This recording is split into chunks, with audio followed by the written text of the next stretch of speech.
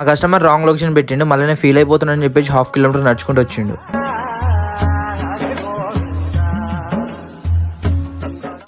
100 రోజులు bike tax సంపాదించిన పైసలతో యూట్యూబ్ లో సినిమా తీద్దాం అనుకున్నాం కదా. ఈ రోజు డే 63. ఫస్ట్ అయితే పికప్ చేసుకుని వచ్చేసిన. మా కస్టమర్ కి చాలా అర్జెంట్ అంట, నన్ను బాగా సతాయించిండు ఫాస్ట్ బొమ్మని చెప్పేసి. ఆయన కోసం అని చెప్పేసి ఫాస్ట్ గా వచ్చేసిన. ఆయన దింపేసినాక ఇంకో రైడ్ వచ్చింది. నేను పోదామంటే లారీ ఏమో అడ్డం పెట్టింది. ఎట్లా పోవాలి ఇట్లా? ఒకవేళ నా దగ్గర కూడా లారీ ఉంటే నేను వాడిని గుద్దేసే పోతుండే. దాని తర్వాత ఇంకో రైడ్ పడ్డది, అదేమో పార్సల్. నేను ఏదో పార్సల్ పికప్ చేసేసుకుని ఏదో మెడిసిన్స్ అంట, పోయి తొందరగా ఇవ్వాలని చెప్తే ఫాస్ట్ పోయి అయితే నేను వాళ్ళకు మెడిసిన్ అయితే ఇచ్చేసిన.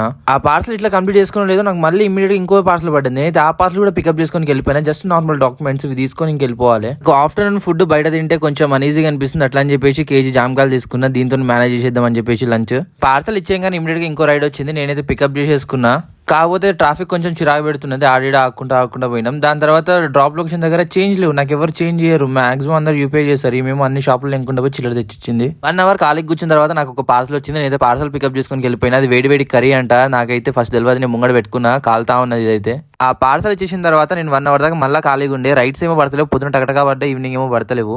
లాస్ట్ రైడ్ ఇంటి సైడ్ పడ్డది. నేనైతే పికప్ చేసుకుని వెళ్ళిపోయినా. నేను ఎర్నింగ్ చెప్పా అని చెప్తే అందరూ చెప్పమని కామెంట్లు పెట్టారు. సో ఈ రోజు ఎర్నింగ్స్ అయితే ఇవి. రేపటి వీడియోలో మళ్ళీ కలుద్దాం. బాయ్.